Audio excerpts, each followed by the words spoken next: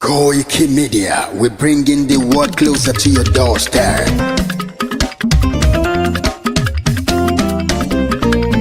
Koikimedia, Koikimedia,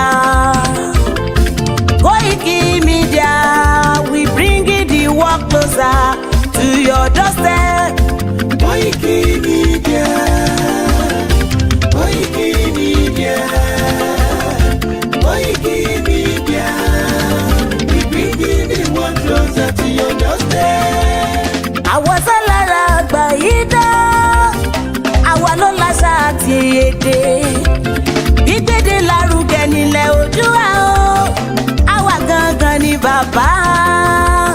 Koikimedia, Koikimedia, Koikimedia, we bringing the world closer to your doorstep. They never sabi wetin we carry for her. But they move closer before they go sabi. I said they never know wetin we carry for body. But they move closer before they go sabi. Ọ̀kín lọ lọ́jà ẹyẹ, kìnìún ló ló lajú. Ẹyẹ tó dorí kodò bí àdán, wọ́n pẹ̀jẹ̀ lẹ́nu. Ká ṣiṣẹ́ fún ilẹ̀ bàbá wa, ká ṣiṣẹ́ fún ìlú bàbá wa, ká jùmọ̀ sowọ́pọ̀ ká lè gbó Odùduwà. Odùduwà kò bá lè gbé wa. Ọmọ Odùduwà ṣe gírí, ẹ dìde fún ẹ̀tọ́ adúláwọ̀, ká lè jọ jùmọ̀ gbé délẹ̀ ìlérí, ká wálé gba ògo ilẹ̀ wa, ká ṣiṣẹ́ ká lè jọ gbàdé, ká lè gbàdé adé adúláwọ̀, àwa ni ìmọ̀lẹ̀ tí yóò tàn káàkiri. Pé ọmọ Odùduwà ni wá. Koikimedia, àwa là ń gbé tó lárugẹ. Ètò tó pọ̀jù owó tí wọ́n mọ̀ ní. Kásá ẹgbẹ́ polówó ọjà wá kájé bùgbà yín jẹ. Ètò tó pọ̀jù owó tí wọ́n mọ̀ ní. À ń gbé tó lárugẹ, à ń gbàsà lárugẹ. Ètò tó pọ̀jù owó tí wọ́n mọ̀ ní. News and sports ẹ máa rí gbọ́. Ètò tó pọ̀jù owó tí wọ́n mọ̀ ní. Ọmọ Ìjẹ̀bú alárẹ̀ mi ló ní kí n máa ké tantan. Koikimedia ọ̀rọ̀ lágbájúmọ̀ mi o, máa bá ṣẹ̀rẹ̀ lọ o. Ọmọ Yorùbá nìyẹn, ọmọ Yorùbá tata o.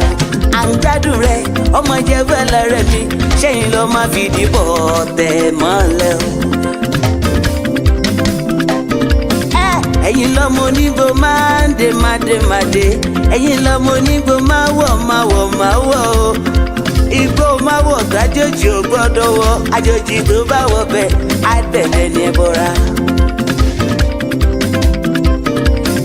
Ẹ̀yin lọ máa náwó kóyìnbó tó dé, ìgbà tó yìnbó dé o, owó náà dẹ́ tún pọ̀ sí o. Koikimedia ṣàwa ní bàbá. Koikimedia àwọn ní bàbá.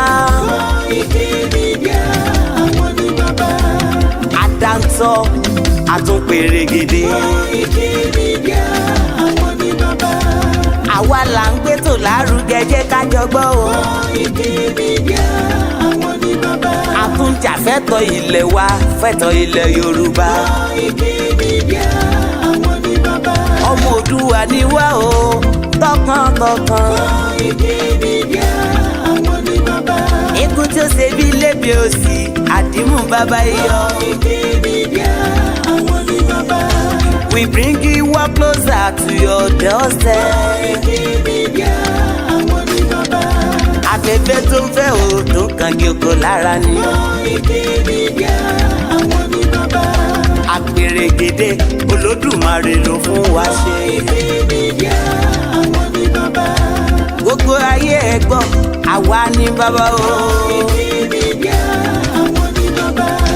Ẹ máa bọ̀ wá, ẹ gbé polówó ọjà yín wá o. Koikimedia àwọn ní bàbá.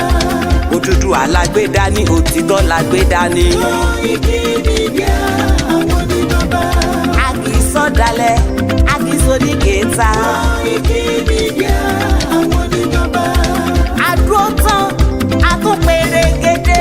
Koikimedia àwọn ní bàbá. KOKIMEDIA, we bring you work closer to your doorstep. KOKIMEDIA is around To give us latest. Is around To give us latest. Ladies and gentlemen, Ẹ mú kalẹ̀ sílẹ̀, ẹ tẹ́tí ẹ gbọ́ ètò tó pójú owó. ladies and gentlemen, Ẹ mú kalẹ̀ sílẹ̀, ẹ tẹ́tí ẹ gbọ́ ètò tó pójú owó. KOKIMEDIA is around. To give us latest. KOKORO.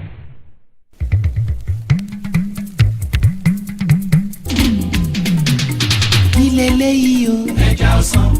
kéré o. akíkanjú obìnrin adúláwọ̀ àgbáyé ní ìfẹ̀wọ́sowọ́pọ̀ pẹ̀lú ìlànà ọmọ Oòduà àgbáyé. ń ṣe àgbékalẹ̀ ètò àṣà àti ẹ̀wà ìbílẹ̀ Yorùbá tí a pè àkórí rẹ̀ ní ọjọ́ àdìrẹ tiwantiwa, níbi tí a ti máa ṣe àfihàn àṣà ìbílẹ̀ Yorùbá nínú oúnjẹ, ijó, orin, ìmúra àti ohun tó já geere. a tún máa ṣe àfihàn àṣà oúnjẹ tilẹ̀ Yorùbá bíi iyán, àbùlà, ìláfún, ìkọ́kọrẹ́, ìrẹsì ọ̀fadà, ẹ̀bà, ẹ̀fọ́ rírò, ilá alásèpọ̀, ẹ̀gúsí, ọ̀jọ̀jọ̀, àkàrà àti bẹ́ẹ̀ bẹ́ẹ̀ lọ. bẹ́ẹ̀ ni a tún máa ṣe àfihàn aṣọ ìbílẹ̀ bíi ìró àti bùbá, fìlà, abetí ajá, kẹ̀m̀bẹ̀, ẹ̀síkí àti agbádá. pàápàá jùlọ ìdíje oge láàrin àwọn arẹwà obìnrin omidan Oòduà ní gbogbo ilẹ̀ káàró òjìrè. jọ̀ọ́ bùn mí gbọ́, níbo ni ìpàgọ́ yìí yóò ti gbé wáyé? ní gbàgede pápá ìṣeré bọ́ọ̀lù tí aláfẹsẹ̀gbá ní Adamasingba Stadium Complex ní ìlú Ìbàdàn, olú ìlú Ọ̀yọ́ ní orílẹ̀-èdè wa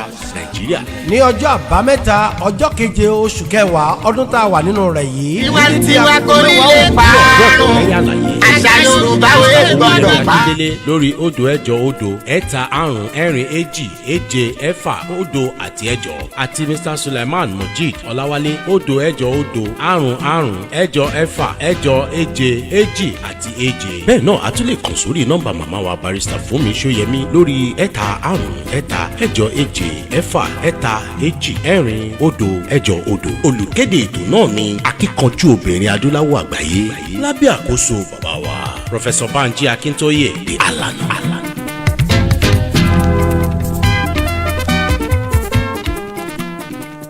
tiwantiwa kò ní lè parun àṣà Yorùbá wo gbọ́dọ̀ parun. YNFF Board of Trustees national gbàwá ìdíje àṣà wa. bẹ́ẹ̀ni àṣà àtìṣe wa ò ní parun láíláí. ìdí nìyí tí YNFF Board of Trustees ṣe ń ṣonígbọ̀wọ́ eré ìdíje àṣà àtìṣe Yorùbá nípínlẹ̀ mẹ́jọ: ìpínlẹ̀ Kogi, Kwara, Èkó, Ọ̀ṣun, Oǹdó, Èkìtì, Ọ̀yọ́ àti ìpínlẹ̀ Ògùn. láwọn ìpínlẹ̀ tí ìdíje bíi ayò ọlọ́pọ́n, ìjàkadì, ijó ìbílẹ̀, ìdíje ẹwà àti bẹ́ẹ̀ bẹ́ẹ̀ lọ yóò ti máa wáyé. ọ̀sẹ̀ kẹta nínú oṣù kẹsàn-án ní ìdíje ẹlẹ́kùnjẹkùn yóò máa wáyé. àwọn tó bá gbégbá orókè ló pegedé fún àṣekágbá nínú oṣù kẹwàá. ẹni sọ lẹ́nu sàpò ìyàkọ́. odò tó bá gbàgbé orísun ṣetán láti parun ni. ẹ̀jẹ̀ àjọ gbárùkù tìdíje àṣà àtìṣe ilẹ̀ Yorùbá tẹlẹ́kùnjẹkùn yìí. fún ẹ̀kúnrẹ́rẹ́ àlàyé tàbí ẹ fẹ́ ṣonígbọ̀wọ́ tàbólùrànlọ́wọ́ ẹ lè kàn sí Mr Olú lórí +44 73 93 15 98 82 tàbí T-Best lórí +2348 16 04 95 979. Mr Wasiu Aina +134 7500 9472. Ajia Queen Ara +44 7946 313160. Mrs Roslyn +1416 992 2189. aṣọ ìbílẹ̀ nìkan la yàn láàyò níbi àwọn ìdíje wọ̀nyí. ìdíje àṣà àtiṣe ilẹ̀ Yorùbá ẹlẹ́kùnjẹkùn ọdún 2023 YNFF Board of Trustees ló ní àṣà àtiṣe wa ò ní parun láéláé. ọmọ Ìbàràpá lápapọ̀ ẹ̀jẹ̀ adúpẹ́ lọ́wọ́ àkí ọmọ Yorùbá lápapọ̀ tilẹ̀ tó kó ẹ̀mí àbọ̀ ẹ̀bá nǹkan mọ́ Adéyẹmọ. Chief Sunday Adéyẹmọ Ìgbòho orúkọ ńlá tí ń jámọ́ láyà bí ara, orúkọ tó ń dẹrù bo lórúkọ gan-an. ọmọ Yorùbá ẹ má sùn o torí pé bùrà a kò lè fojú kégbodò láyé. títa ríro lẹ̀dá ń kọlà wúrà tó máa dán alànà kọjá dandan o. ọ̀wọ́n irin ní má bẹ̀rẹ̀ wọ̀nà ẹ̀dá kan ò lè ṣì wá lọ́nà mọ́. ẹ jẹ́ àfìmọ̀ṣọ̀ kan ká lè débi re. ẹ jẹ́ àjọ gbárùkù ti Sunday Ìgbòho ṣá. ọmọ Ìgbòho mọ̀rẹ́ nílùú Alágbàdo Òde. ọmọ atapẹ̀tẹ̀ wọnú omi, ọmọ gèdèlè wodò sànyà. ìsànyà ò rẹ́ràn bàbá yín láàrin ìdí, omi kò sì náà ń kán sí yín lẹ́nu.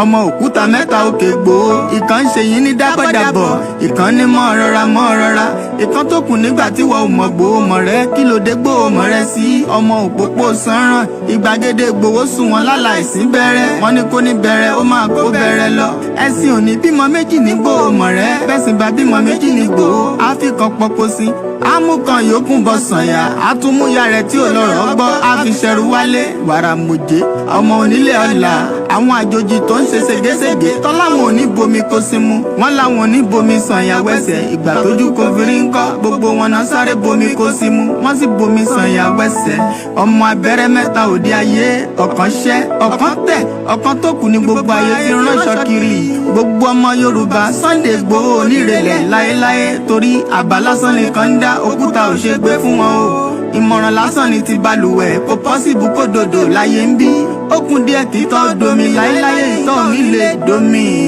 Sunday Igboho arógun má ti dí tó ń jà fẹ́tọ̀ Yorùbá ní tilé tó kó. Freedom is all we want. Give us Odùduwà nation. Free us, let's go. Iléyá mi ò dúró mọ́ Iléyá mi mò ń lọ. Iléyá wa ò dúró mọ́ Iléyá wa ò lọ. Oríṣà ò lè gbé ní, ó yẹ kó fi ní sílẹ̀ bó ṣe bá ní. Iléyá ó ti yá. Iléyá wa ò dúró mọ́ Iléyá wa ò lọ. United Nation ẹ fún wọn lómìnira Odùduwà nation là ń fẹ́. Iléyá ó ti yá. Iléyá wa ò dúró mọ́ Iléyá wa ò lọ. Ẹkùn gbọ́mọ wa jẹ́sẹ̀ ya káwọ́ lẹ́rọ̀, ó bá gbọ́mọ ọba o ariwo wọ́ta. Iléyá Iléyá wa ò dúró mọ́ Iléyá wa ò lọ.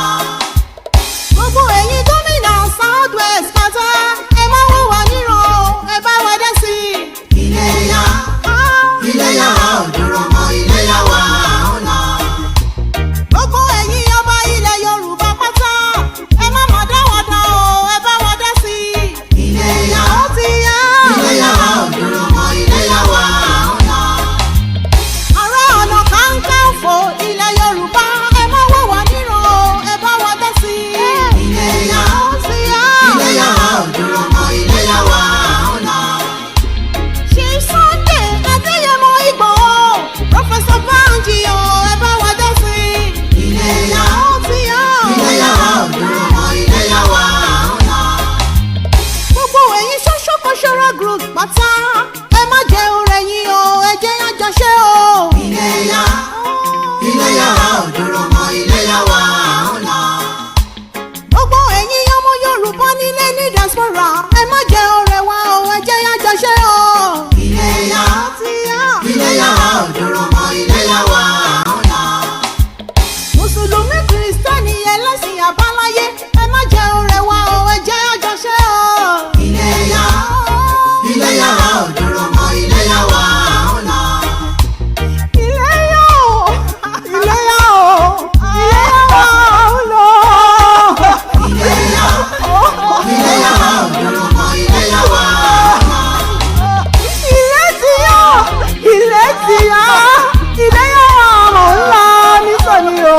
Iléyá Iléyá wa ò dúró mọ́ Iléyá wa ò lọ. Ìtàmọ́rí Odùduwà on the mic. Orúkọ mi ni Sunday Adéyẹmọ tí gbogbo yẹn mọ̀ sí Sunday Igboho. Sàmọ̀kọ́tẹ̀ bá jọ ọmọ Ìbàdàn tó bá ń gbé kó wọ́n máa pè ní bàbá Ìbàdàn wọ́n lè máa pè ẹlẹ́mìí àpè ní Ìbàdàn. So ọ̀pọ̀lọpọ̀ yẹn tó bá ń gbé ìlú òdì kejì tó bá jọ ọmọ bòmí ó kọ ìlú tó ti wá yẹn náà máa fi pè é níbi tó ń gbé. Èmi náà jẹ́ kan nínú ẹni tó kópa nínú ogun Mọdákẹ́kẹ́ àti Ifẹ̀. So ọ̀pọ̀lọpọ̀ àwọn tó bá gbọ́ sórí ogun yẹn tó ń gbọ́ gbogbo pa tí mo kó mẹ́rin pé ọkùnrin mẹ́rin ogun bọ̀bọ̀ yẹn nígbà ogun ó ṣe báyìí ó máa ń jẹ́ kí ẹlòmíràn pé ọkùnrin ni akíkanjú ọkùnrin ni. Gbogbo wa wàhálà Ládọjà àtàwọn bàbá dídí búmbàdàn náà gbogbo àwọn tí wàhálà yẹn sojú wọn wọ́n fẹ́ impeach Ládọjà wọ́n fẹ́ yẹ Ládọjà ń pò wọ́n fẹ́ gbàjọba lọ wọ́n fẹ́ yẹn Ládọjà jẹ nǹkankan tèmi dẹ̀ dúró tì ń gbà yẹn gbogbo àwọn tó rí pa tí mo kó láti pé kán mọ̀ rí Ládọjà yẹn jẹ́ ń gbà yẹn sùtẹ́lẹ̀ mi bá rí mi rí wọn pé ọkùnrin mẹ́ẹ̀ẹ́dọ́gbọ̀n nìyẹn bí wọ́n ṣe bọ́ta ṣe pọ̀ tó Ọlọ́run ṣẹ́gun wọn fún.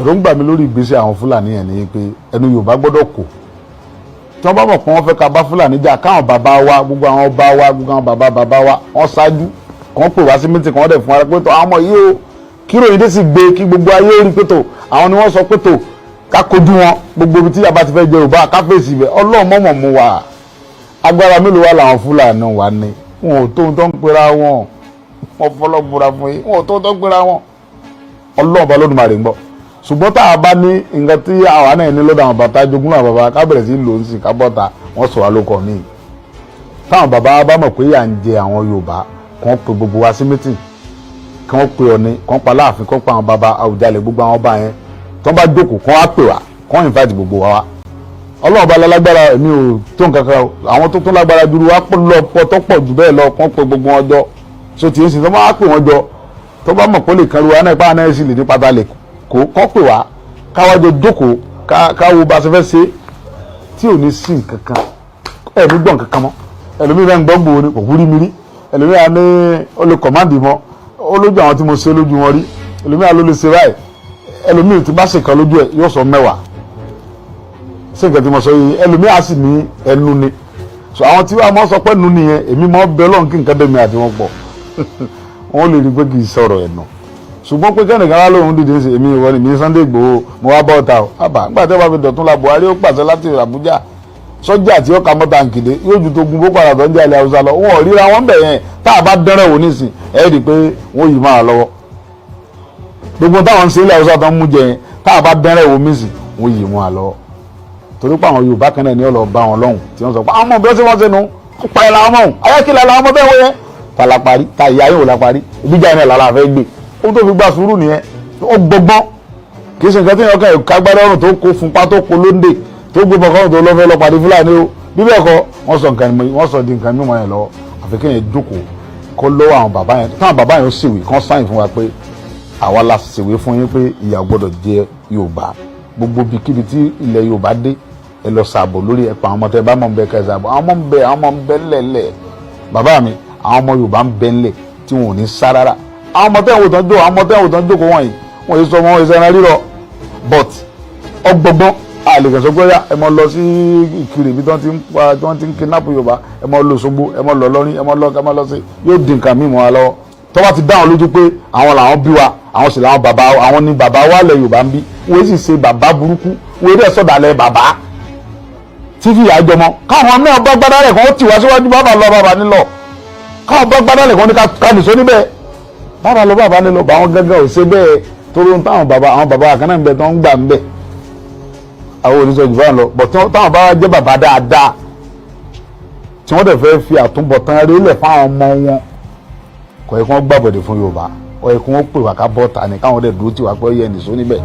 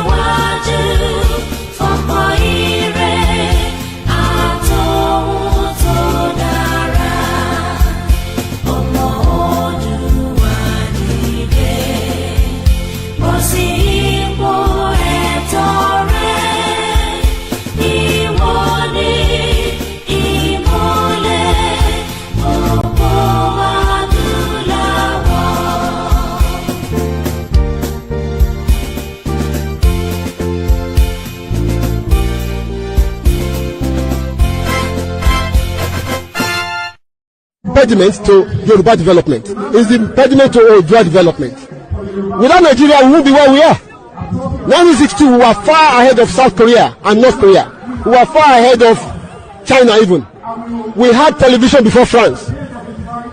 We had radio before South Africa. Now look at where we are today. I think it's a shame that even any Yoruba man can be talking about restructuring at this point in time. What are we restructuring? This country that is already shot to pieces? I don't think that's what we want. But they are always talking about giving Nigeria a chance. The patience of Yoruba with Nigeria has come to an end. If you don't allow we Biafrans to go, that zoological republic called Nigeria will be a worse place than Somalia. And today it is happening. And if you have not applied for your Somalian visa, please try and do so. Should I say Somali visa? Try and do so as quickly as possible, because the zoo is on the path of destruction, and there is nothing man can do to reverse it. Mark today's date and what I'm telling you. Nigeria will be destroyed beyond human comprehension. Again. No going back. Ìgbòho òòṣà, iṣẹ́ rẹ̀ ń tẹ̀síwájú. Mr. Koiki ẹ ṣé o, àwọn ọmọ mi ló ń kí yín o. Àwọn ọmọ mi ló ń kí yín o. Lágbára Ọlọ́run, a máa délẹ̀ lérí o lórúkọ Jésù. Yorùbá nation. Which is it for you, Dr. Obadiah? Do you think the government is unwilling or unable to protect the people of Southern Kaduna? In fact, it is not only unable, it is unwilling, and we have good reason to feel that they are part and parcel of the killers. Let me make some revelations to you. That's a very big allegation, Dr. Obadiah. The government is part and parcel of the killers. Yes. That's big. Yes. Yeah. Okay. How would the government just say, oh, it is revenge killing and so on? Then you leave it there. Oh, because it is revenge killing and so on and so forth. The body language of this administration, the body language of the state government shows clearly that they have a hand in the killings. No doubt about it. Because, you see, General Abacha, and people don't give him his due. Do you think you would have tolerated such nonsense? And let me make some revelations, because some of us also have our own intelligence networks. Okay. Have met with some of the bandits. We have met with some of their high commanders. One or two who have repented. They have sat down with us, not once, not twice. They told us that one of the northern governors is the commander of Boko Haram in Nigeria. Boko Haram and the bandits are one and the same thing. They have a sophisticated network.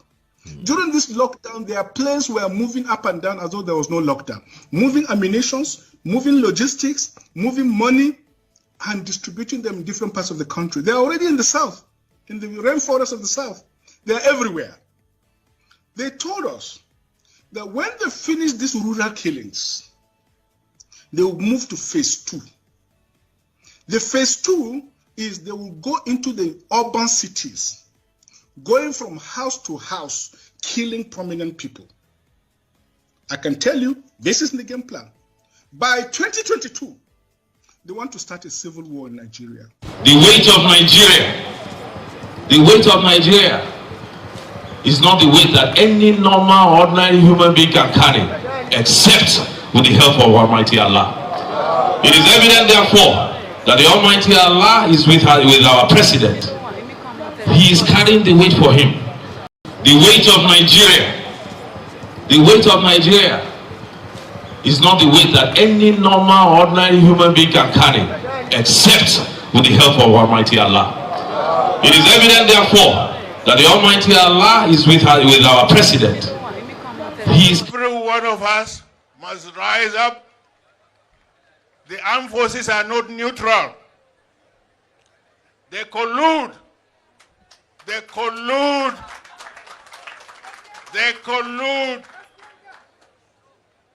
With the armed bandits that kill people, kill Nigerians. They facilitate their movements. They cover them. If you are depending on the armed forces to stop the killings, you will all die one by one. So what do they expect of us now that this war is on our doorstep? Of course, there has got to be civil mobilization. And if we keep waiting for this to be centrally handled, we're all going to become, if we're not already, slaves in our own land. That for me is personally intolerable. It's not an acceptable condition. And whatever it takes, I stand ready to contribute in any way. But our historic memory includes the notion that your greatest days were under Ivan, Peter the Great, and Catherine the Great. In other words, when you could control your neighbors. And people don't want to be controlled anymore. They want to be free to chart their own course. I'll never forget the first time a man with impeccable military credentials, the warden of Rhodes House, who was Admiral of Viscount Montgomery's aide de camp in World War II, said, you know, you're going to have to leave Vietnam. For the same reason we had to leave Nigeria. We left Nigeria, there was a horrible war, 3 million people died, but we had to go, and you're going to have to go. And I said, why? He said, because they don't want you. You know, people want to chart their own course. They have. If I may just... Sunday IGBOHO, yes, who was also arrested, right. I've written severally on it, that he should also, because his determination for Oduduwa Republic is not a crime known international law. And that's the point I'm trying to make. That's the point I'm trying to raise with you. If it were not signaled to non-state actors and other ethnic agitators that they can actually go ahead, in the event that President Muhammadu Buhari really responds to your appeal. Excuse me. Yeah. You and I, we are living in Nigeria. You are talking about harmless people who are not armed. Are you not aware that in this country, some Boko Haram, some people accused of Boko Haram were released and traded for others by way of a quid pro quo? They say, okay, release some of us, then we will release some of your detained citizens. Are you not aware that that has gone on in this country? So what is the bad precedent of saying a non-violent person should be released from detention, from illegal detention, a detention that the United Nations has been found to be illegal and to be unconstitutional and to be torturous?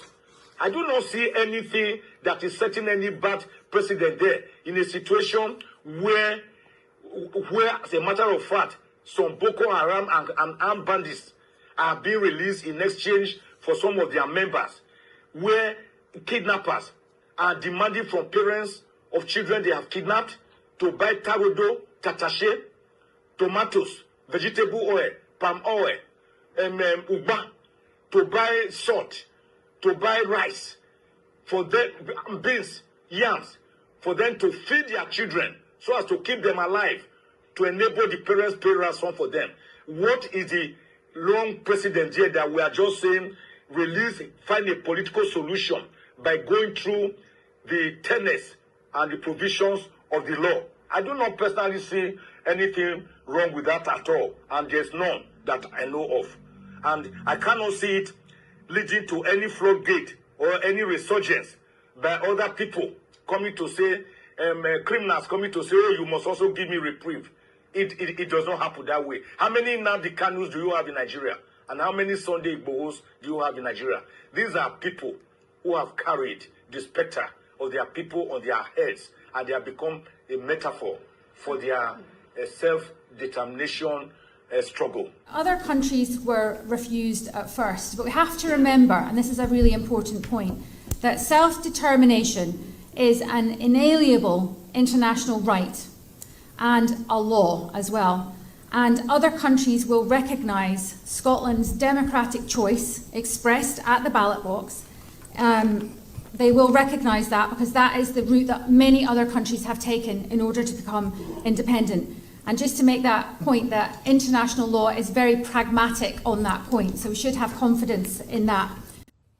They wanted to be separate from the country that the British Empire had imposed on us, which was this country of Nigeria, where they kind of took a bunch of independent nations, who don't have anything to do with each other, don't even speak each other's language, don't relate. Many of them were even enemies and warring at the time. Smushed them all together and drew these arbitrary lines around them and called them countries and named those countries. Right. And then said, now y'all get along and do a country for us and be a union for us.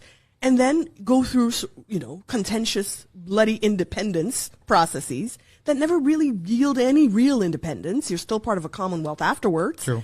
And you have the eternal meddling in your affairs and the eternal extraction of your resources and the eternal fomenting of divisiveness and infighting in order to be able to control you. This is what an oppressor does, a colonizer does. These are tactics and strategies of dominance. Right. We were subjected to that as a larger unit of Nigeria. And then when the Igbo people said, we want our own thing, let's go and do that. Well, it so happened to be that the territory that this new country of Biafra was going to be in included very, very rich oil reserves. And the British were not going to let go of that. Wow.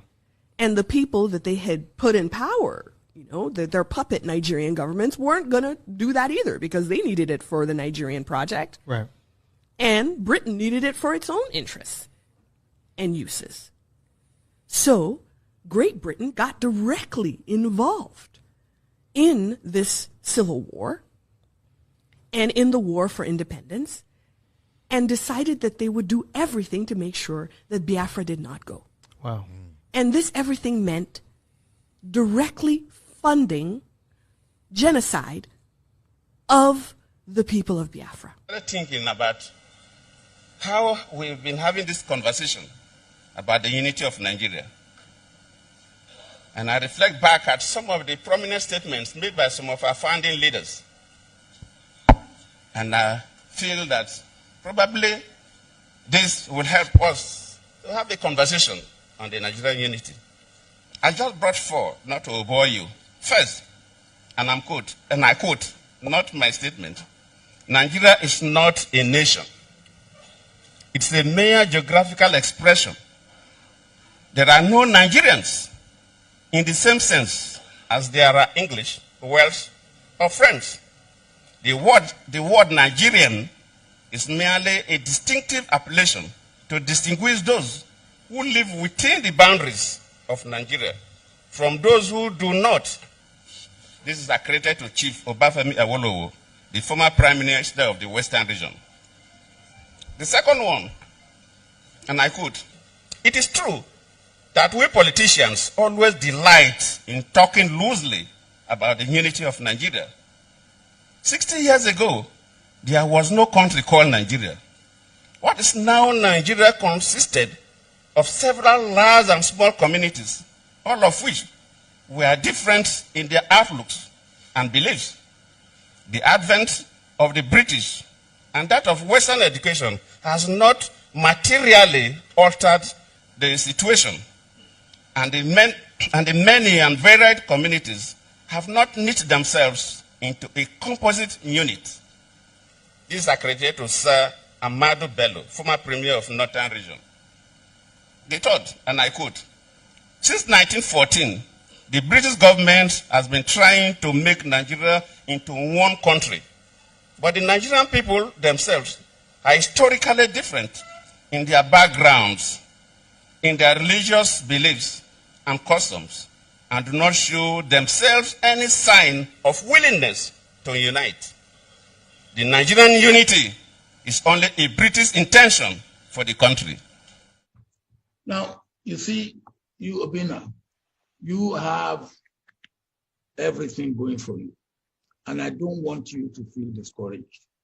Please, things are bad in Nigeria, but I believe it's only for a short time. Because it depends on you. Whatever my generation might have done wrong, and I would be the first to admit that my generation has done a lot wrong, it's for your generation to do it better. And don't just sit down and complain. Don't just sit down and complain. Sitting down and complain is like the anger of the cripple. You're on the same time, you will be on the same ground, on the same level, but you have to be proactive. And you have to make sure you get enough of what I call critical mass of people, like-minded people, who will be ready to say, yes, we can bring about a change. And you can bring about a change if you get the critical mass of people that are ready to slug it out. I always say, when people say, hey, well, when will this old hag go out of the way politically? They won't go out of the way. You have to make them go out of the way. They won't voluntarily go out of the way. You have to make it uncomfortable for them. I'm not talking of violence, but bringing pressure to bear to make it uncomfortable for them. There is one constitutional issue in the UK that I'm really interested genuinely to know what your opinion is on it, and that's Scottish independence. Look, it might be something that you haven't given much thought to, but over here it's such a live debate because, of course, we're looking for a new leader of the Scottish National Party. And one of the arguments is that, look, Scotland tends to attack more left politically. They've obviously had a Conservative government in Westminster for over a decade. What's your instinct on it? What's your gut say? Look, I'm not an expert on UK politics. I very much appreciate what the people of Scotland have done, what they're fighting for. And my, initial thought, not being an expert, they want to go their own way, they should be allowed to. So you think they should at least have the opportunity to that would seem to me. Don't tell anybody I said that. Don't worry, that's just between us. Okay. Don't worry, it won't go anywhere.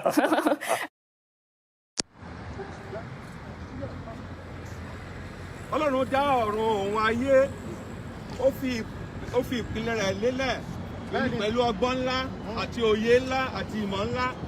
Ó dá olúkálùkù ní èdè tiẹ̀, ó sì fún wọn ní ilẹ̀ tiẹ̀. Wọ́n ní nǹkan bí 100 ọdún sẹ́yìn, a pa oríṣiríṣi ọ̀pọ̀ ènìyàn pọ̀, oríṣiríṣi èdè, oríṣiríṣi ilẹ̀, èyí tí Ọlọ́run ò dá, a so wọ́n pọ̀. Ṣùgbọ́n ọjọ́ pé lónìí, nítorí ìnira tó wà nínú àìṣe gẹ́gẹ́ bí tí Ọlọ́run ṣe fẹ́, àìtẹ̀sí ọ̀nà tí Ọlọ́run fẹ́. Lónìí, àwọn Yorùbá tá a papọ̀ pẹ̀lú àwọn èdè mìíràn, àjèjì èdè ènìyàn, a jáde kúrò nínú wọn lónìí, nítorí lórí ilẹ̀ tá a wà yìí, ibẹ̀ lẹ́yìn àṣẹ yẹn ti wá, níwájú ilé tá a wà yìí, ibẹ̀ làṣẹ yẹn ti wá, wípé ká sọ Yorùbá pọ̀ pẹ̀lú àwọn àjèjì èdè ènìyàn. Ṣùgbọ́n lónìí lórí ilẹ̀ yìí gan la wá sí lónìí láti tú u ká, láti fọ́ ọ̀dànù, láti bàájẹ́, láti kó Yorùbá kó padà sórílẹ̀-èdè wọn, kí olúkálùkù kó padà sórílẹ̀-èdè tiẹ̀. So a jáde nínú àgọ́ yẹn, a jáde nínú ìpapọ̀ yẹn, a jáde nínú plan àwọn ènìyàn lénìí, torí pé àṣẹ Ọlọ́run ni bó tá bá dé láyé, a dé lọ́run, ìta bá sì fọ́ láyé, a fọ́ lọ́run, ìta bá fọ́ láyé, a fọ́ lọ́run, a fọ́ lọ́run. Láti òní lọ, Yorùbá jáde kúrò léjèjì lájèjì èdè ènìyàn. Láti òní lọ, a jáde kúrò nínú àhámọ́. Láti òní lọ, a jáde kúrò nínú ìṣẹ́. Láti òní lọ, a jáde kúrò ní pàǹpẹ́ Sátánì òkùnkùn tó so wá pọ̀. Ajá tuntun, agbá òmìnira, agbá orílẹ̀-èdè tiwa, Odùduwà nation, Yorùbá nation. A bí lónìí, a jáde lónìí, àti fọ́ láyé, àti fọ́ lọ́run, àti fọ́ láyé, àti fọ́ lọ́run. Gbogbo agbára tó bá so pọ̀, ó fọ́ dànù láyé, ó fọ́ dànù lọ́run. Tàṣẹ lóòjò ń rọ̀, tàṣẹ ní ìrísẹ́, iná inú àpáta kì í kú, àṣẹ Ọlọ́run ní àfọ́ láyé, àti fọ́ lọ́run, àfọ́ láyé, àfọ́ lọ́run. Thank you. Wow. Mo kí gbogbo wa pé ẹ káalẹ́ níbikíbi tí ẹ bá tuntun darapọ̀ mọ́ wa ní orí ètò wa ní KOKIMEDIA. Ẹ má bínú pé 39 minutes, but nítorí àwọn tí a fẹ́ direct message yìí sí, ó ṣeé ṣe kó má fẹ́ wo fídíò yẹn délẹ̀. Bí a tó bá bẹ̀rẹ̀ sí í gbọ́ díẹ̀ lóríṣiríṣi àwọn ọ̀rọ̀, ó ṣeé ṣe kí ó wá sí wọn lẹ́mìí pé lótìtọ́ lódodo ìran ọmọ Yorùbá ó ti di dandan pé ká tú kúrò nínú ìdè tó wà. Mo lọ láti ìlú Àjà lọ́dọ̀ ìyá wa tí mo mọ̀ dáadáa pé ìyá Ìgbòho ní mo ti rí yín láti òkè lọ́hùn lájà ọlọ́run ọba Elédùmarè á bá ń dúró tì yín. Mo kí gbogbo ọmọ Yorùbá lẹ́ẹ̀kan sí i. Èmi náà ni ọmọ yín, àbúrò yín, olólùfẹ́ yín tí gbogbo yín mọ̀ sí KOIKIMEDIA, bringing the world closer to your doorstep. Bí mo ti ṣe kí gbogbo wa, mo kọ́kọ́ fẹ́ kí gbogbo àwọn ọmọ wa tó ń bẹ ní ilé ìwé ẹ̀kọ́ lọ́wọ́lọ́wọ́. Nítorí pé ẹ̀yin lẹ́ni ètò talẹ́ yìí, ẹ̀yin gangan ni a fẹ́ direct message yìí sí. Àwa máa wo bí a ṣe lè ṣe ní olúkálùkù tiwa ní organization tó ń darí Yorùbá nation tí a mọ̀ sí YSDF, ní gbogbo àwọn ẹgbẹ́ àti gbogbo àwọn tí wọ́n ní àwọn nífẹ̀ẹ́ kí ìran Yorùbá kó kúrò nínú ìdè tó wà.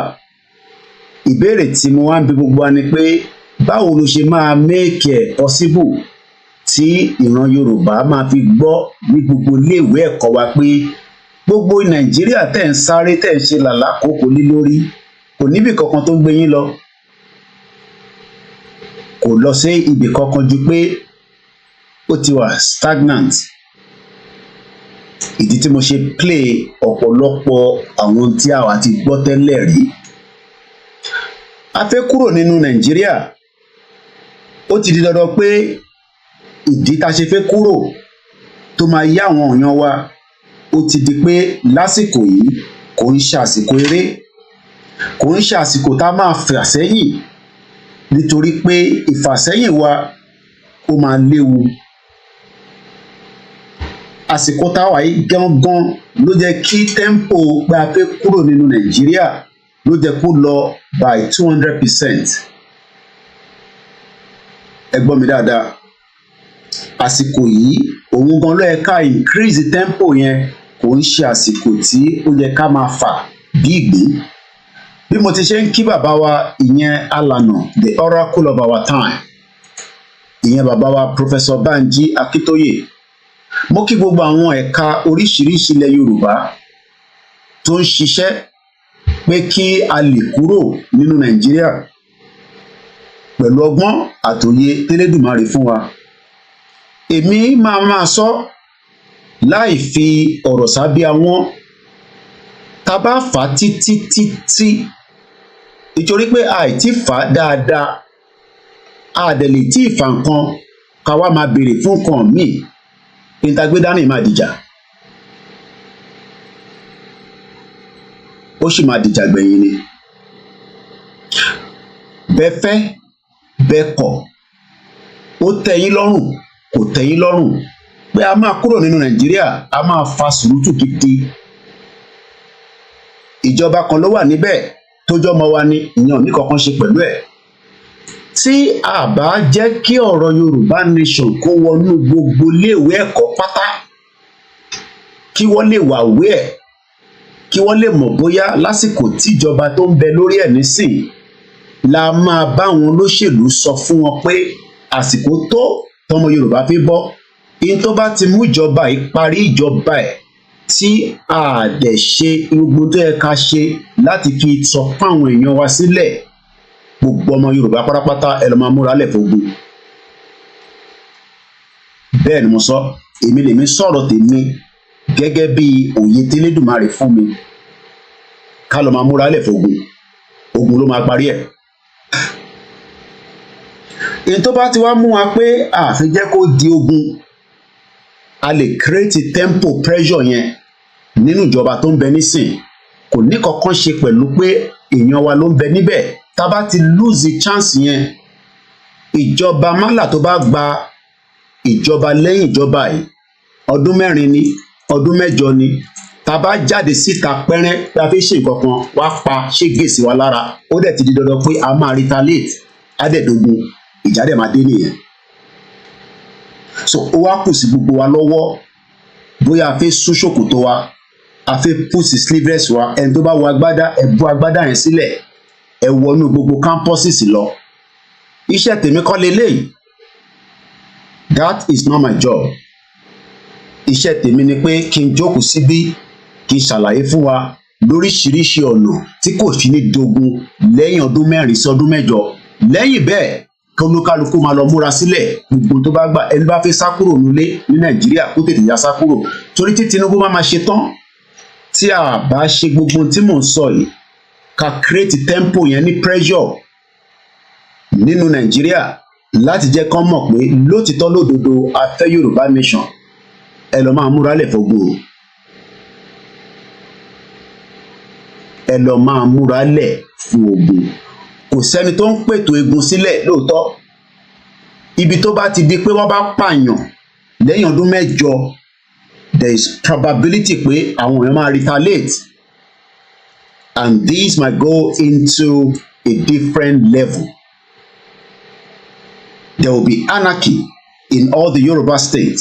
There will be problems across the territories. There will be opposition tí wọn ní gbọ́n kankan táwa bá ń sọ mọ́ nítorí wá sọ fún wa pé ibi tí ẹ ṣe dé yẹn ẹ̀yẹn fi sílẹ̀ fáwa. Ká má wá jẹ́ kó dé stage yẹn ariwo tó kù nísìn kò ń ṣariwo social media kankan mọ́. Ìbọn ọba tá à ń ṣe lórí social media 3% ni. We must continue on the ground with the grassroots awareness. Eléyìí ń ṣe gbogbo bí àwọn fẹ́ fi raise owó ni wọ́n wó owó ni. I am not going to be involved. Ibi tẹ́mi máa ma ṣe tèmi lélẹ́yìí with my campaign from the media. I don't need to be involved in gbogbo bẹ́ẹ̀ ṣe máa wọ university. Gbogbo bẹ́ẹ̀ ṣe fẹ́ wọ university ó kù sí olúkálukú lọ́wọ́. If not olúkálukú lọ sọ fún gbogbo ìdílé ẹ̀ pátá gbogbo ẹni mo fi sọ. Ẹ lọ máa múra lẹ̀ fógun in the next 8 years. Ogun bọ̀ ní Nàìjíríà. Tógun yẹn bá dẹ̀ dé before that nítorí àmọ́ ọ̀nà táwọn Igbo ń lọ báyìí. There is a war going on within Nigeria and the Biafra. Bá a ṣe ń sọ̀rọ̀ lọ́wọ́ nísìnyí. Tá a bá fẹ́ get caught up, kógun má bàa ká wa mọ́lé, ẹ jẹ́ ká tètè jáde síta in 200% kí gbogbo ọmọ Yorùbá gbọ́ dáadáa sétí pé Yorùbá nation tá à ń béèrè fún yìí ẹ̀tọ́ wa ní adẹ̀fẹ́ lọ. Gbogbo àwọn ẹgbẹ́ tí ẹ̀ ń ṣe different projects ẹ direct project yìí sí universities and all the institutions. We have 4 years to play with that, and that must start now. The first 3 years we have created in tanpe ní àti dànkan síta atẹ́gùn ti fẹ́ síta. We must now channel every energy. I don't need anybody to call me. Koiki, báwo la ṣe fẹ́ ṣe? I am not interested in that. Kólúkálukú ní gbogbo ọ̀nà tẹ́ bá mọ̀. Ẹ penetrate gbogbo ibi tó bá mọ̀ tí gbogbo university náà tó wà nílẹ̀ Yorùbá. Private, public, it does not matter. Títí dé as smallest as the care home. Ká mọ̀ sí àwọn tó ń tọ́jú ọmọ kéékèèké. Tẹ́ ẹ̀ bá ṣe ẹ lọ máa múra ogúnlẹ̀ o. Gbogbo ẹni mo fi sọ Koiki ló ń sọ̀rọ̀. Èmi ò ríran sí tó kàn mí kọ́ lọ́rùn. Fact lèmi sọ fún yín nísìn. If we lose this period tá wà nínú ẹ̀ tá ń reduce the tempo on the grassroots nísàlẹ̀, then nobody will blame each other. There can be a velvet divorce kúrò nínú ibi tó ń pè Nàìjíríà, but how do you push that message when ọ̀pọ̀lọpọ̀ àwọn ọmọ Yorùbá tó ń bẹ ní campuses káàkiri, their hope is still that there is still a country called Nigeria, but everybody knows that Nigeria will die. How soon tó fẹ́ kú nìkan kọ́kọ́ mọ̀. So I am asking and pleading with every one of us today, push the message straight into gbogbo territory tó jẹ́lẹ̀ Yorùbá to avert any bloodshed in our territory. The northerners, Fulanis, wọ́n ní take it easy pẹ̀lú wa tí a bá ṣe gbogbo tí mo sọ nísìn. And I'll give you an example.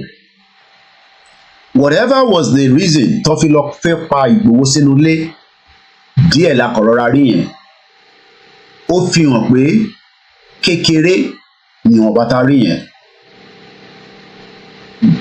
We must first put a test that we are serious. I am not saying we take rally to the street now, but we take the message into the campuses.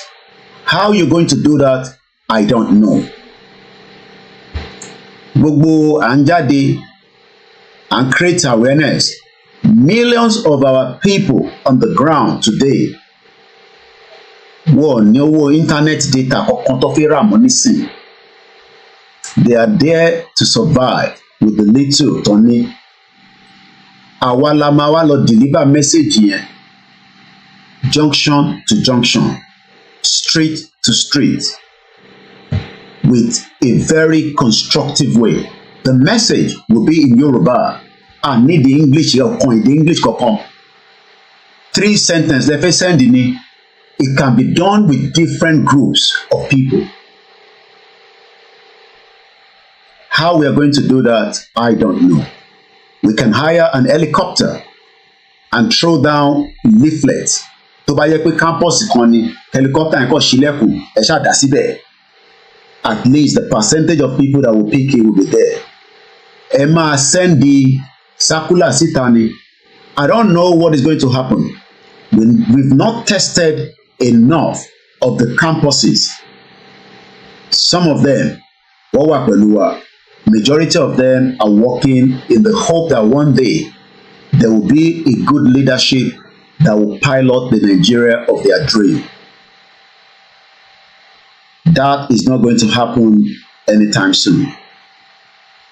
Irọ́ ló wà níbẹ̀. This is not a joke. Nigeria, the stage to one is in. We can still breathe at least a little bit. Kó má di pé a ní lè breathe púpọ̀. Ẹ̀yin lè má follow a lot of what is happening pẹ̀lú àwọn tó ń jàjàgbara. I am carefully following the Amazonia. Serious ìjà ló ń bá government wọn jà, firepower ló ń jà o.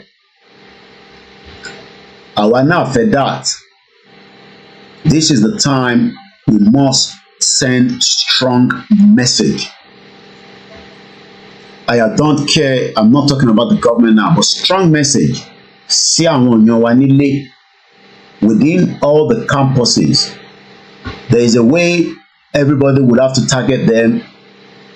Everybody has to be involved. This is not ẹ̀yẹn máa lọ ṣe. Mo pàdé ẹ̀gbọ́n mi kan níjọ́ Sunday. Ẹ mọ̀ pé Yorùbá gbogbo èèyàn lẹ̀gbọ́n wa, mo rí wọn rí. I think I met them for the first time. Ọ̀rọ̀ protest àwọn democracy àwọn ti Kánò yẹn lọ bá wa. Mo sọ fún yín pé I've been in this system to know everybody.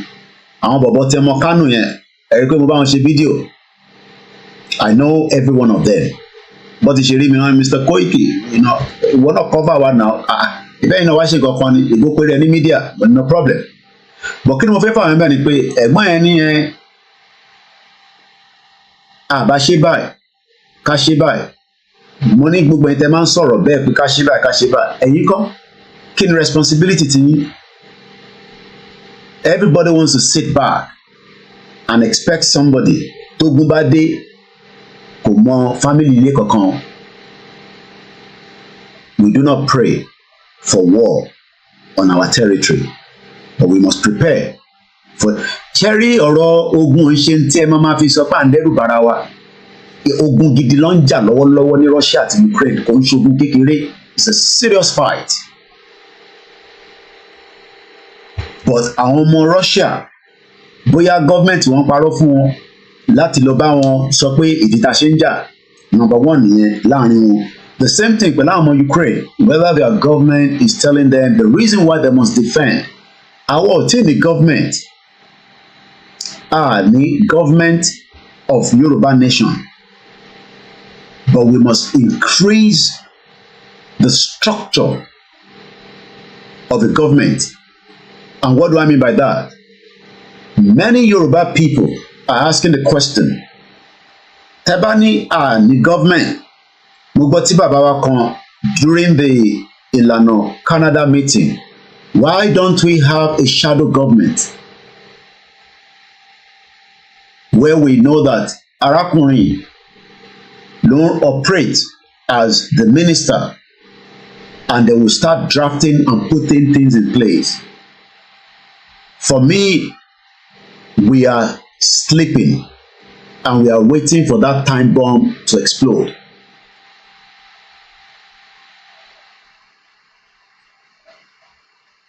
Let us pack ourselves together and deliver messages across everywhere in our territories. The 3 years of the campaign has been the most fantastic that I've never seen, with all the challenges. The challenges are still there. I'm not even going to, I will try not to reference to those other challenges. I know we can deliver this on this struggle. It is a struggle that is doable. It is a struggle that can be won. The percentage of àwọn tó ń ṣe politicians is very, very small. We need to convince every Ọmọ Yorùbá kankan to come on board with us now. They've now seen the difference that government in any part of the world, like Africa, is continuity. Gbogbo ariwo tẹ́ bá pa, gbogbo ariwo tẹ́ bá pa pátá is not going to make any difference. And that is why I'm saying tonight, let us, my system is really, working the other way around as usual. But we're gonna work on it. We have to do something on this because it's not really becoming a problem. And I hope you can still hear me back in the program. So, like I said, the task ahead is tough, but only bitoba le latin ba obìnrin àtọkùnrin. Every one of us now must be on the road, out there. You can be anywhere around the world and you can mobilize. Don't wait for YSDN. Don't wait for Global Directorate. Don't wait for anybody. The little from your own end, start pushing it now.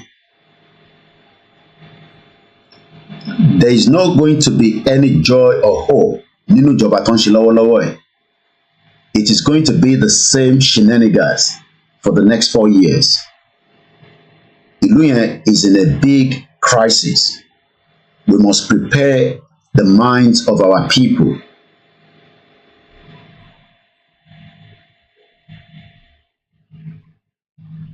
A gbọ́dọ̀ prepare ẹ̀mí wọn níbi tí ọ̀rọ̀ dé nísìn.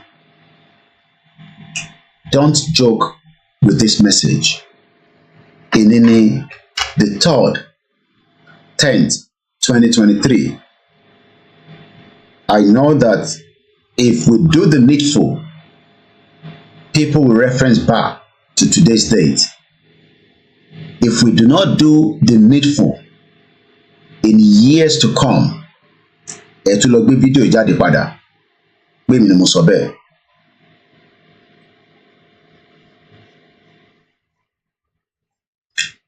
Every organization tó bẹ ní Nàìjíríà tó jẹ́ ọmọ Yorùbá, they must be aware of what we are saying now lórí ọ̀rọ̀ Yorùbá nation.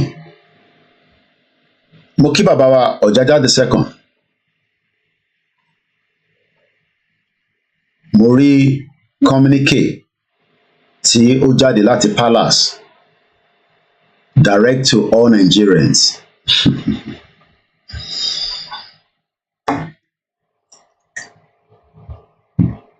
I will only say that I hope the message tí ẹni kọ́ deliver síta yẹn That is the true picture of the message from the gods of the Yorubas. I just hope. Because mo mọ̀ pé throughout last week, ẹ wà nínú seclusion. These are very spiritual part of who we are. Èmi ò lè rí gbogbo tẹ́yin bá rí. Bọ̀ mo mọ̀ pé wà tẹ́ wà níbẹ̀ yẹn gẹ́gẹ́ bí ọba Elédùmarè ó ṣe dá ìran wa. Ọ̀pọ̀lọpọ̀ message máa deliver sọ́dọ̀ yín. Message tẹ́ ń gbé síta pé káwọn Nigerians wà patient fún Tinubu. I hope it's in the good interest of àwọn Yoruba people, but ẹ gbọ́dọ̀ sọ yẹn síta. Tí Tinubu government bá lọ tán, tí kò bá sí Yoruba country tó dá dúró separate, ogun máa wọ Nigeria o. And I hope the message tí mo ń sọ yìí, the message tẹ́yin gbà in that seclusion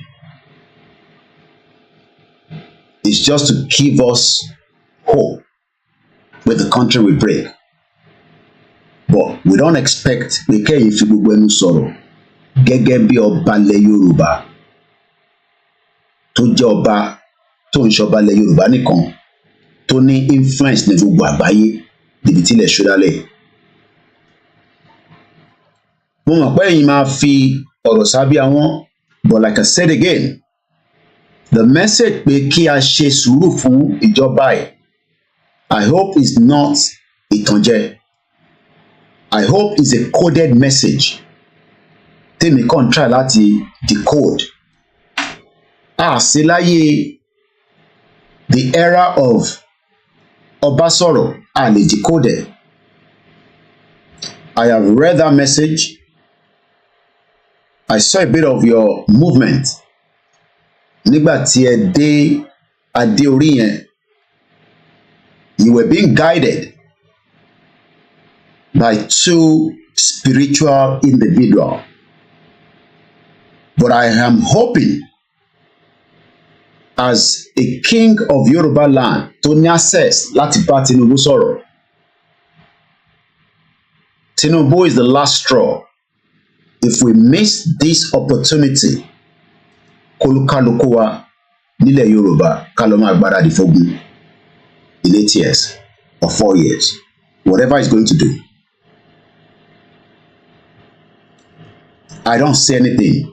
If you can sọ̀rọ̀ as a journalist, I am not a spiritual person to say ìkọ̀kan ni mo rí àbí wọ́n deliver message for me. I am just talking from the journalist angle, trying to break things down, because you can tell that the seclusion táwọn bá ń lọ, inú ìgbàlà tó ń lọ yẹn kò ń ṣeré ọmọdé. So many messages will be delivered, but they are not going to tell you, just like nílùú yìí, gbogbo tó ń ṣẹlẹ̀ nínú ilé ọba is not for public consumption.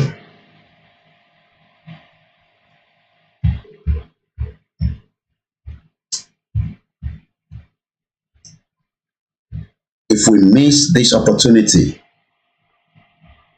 tí gbogbo ọ̀kẹ́ síta tá wà nínú zone tá wà yìí, there will be problem ahead, massive one. This is not the time. Tamawa, very quiet. Message of Bafe Loyen must increase by 200%. We have been fantastic.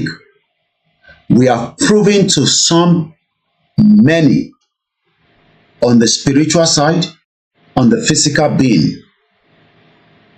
There is a shift that is taking place around the world spiritually.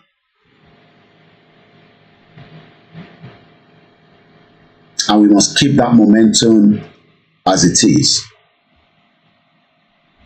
Messages must be delivered into every campuses across the Yoruba land, private and public. How you're going to do it, I don't know. But we must plan it and get it done as quickly as possible. And run it continuously. Continuously. I do not need anyone to call me and say, "My idea." Keep that idea and work with it yourself. I won't tolerate any calls on this particular program. I'm pleading ahead now. Don't call me and say, "Mo gbọ́ program yìí, mo ní idea kan." Keep that to yourself and work with it. If not, kolukaluku ma lọ prepare for the worst case scenario.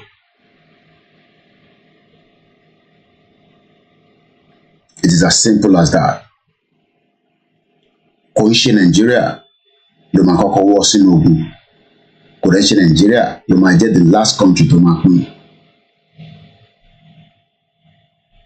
There is a lot of pressure not to make that country break anytime soon.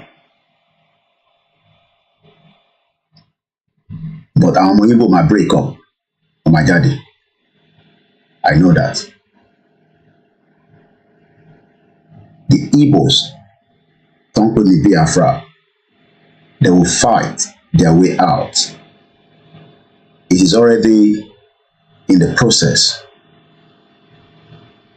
I will tip the stage here because we are still working in progress. And then they compare our down. But they want to go, we must accept that they want to go. If we are not going to work with them. If you put sentiment around the Tagbedani period, then for sentiment to see, due to the fact of the surroundings of what is presently happening, it's going to bite us back. And like I said one more time, I am aware from my own conversation and what I'm looking at. Àwọn Ọba Yorùbá tó jọba Ọọ̀ni of Ifẹ̀ knows the message I'm saying. A cut video, ẹ jẹ́ kó dọ́dọ̀ ọba pé Koiki ló sọ bẹ́ẹ̀. I'm sure from what he must have seen and heard during that seclusion, Ogumbo. But they need us to push the message out by telling more people and preparing their mind. Ogun Yobatide, what did you? I know that.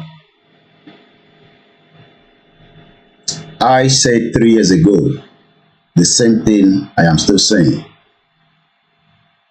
We are likely to fight to get Yoruba nation, but it can be slowed down with more numbers.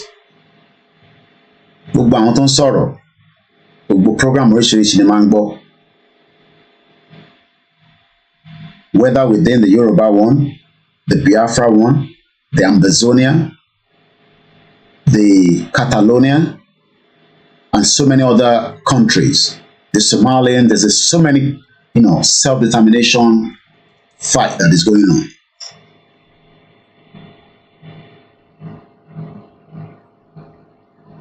We are on the right track.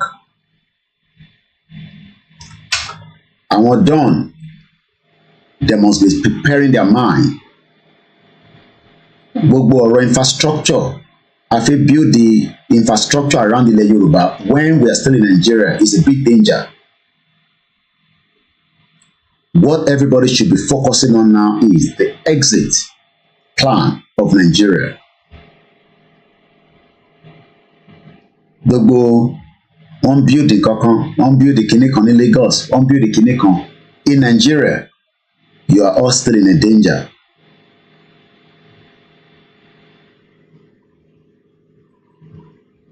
All these politicians are playing around. I'm not going to make this program a very long one. I want it to get to where I want it to get to. That is the message tonight. Obeledumare, kó wà pẹ̀lú wa, kó dúró tì wá, kó má fi wá sílẹ̀. Orúkọ mi ni Ọláyọmí Kóìkì, tí gbogbo yín mọ̀ sí KOKIMEDIA. Àwọn onílẹ̀ Yorùbá ò ní fi wá sílẹ̀. Like I said, I don't need anyone to call me on this program for any advice. Get the message and push it out to every campuses.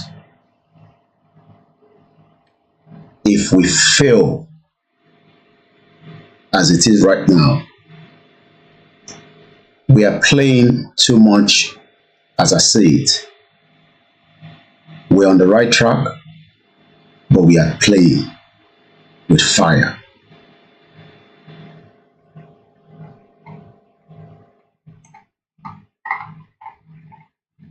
There's a lot of message you can detect and you can decode. There's a lot happening. There are so many news around the world. You got to break it back into the spiritual realm. Have a very good morning. Good night. Bye for now.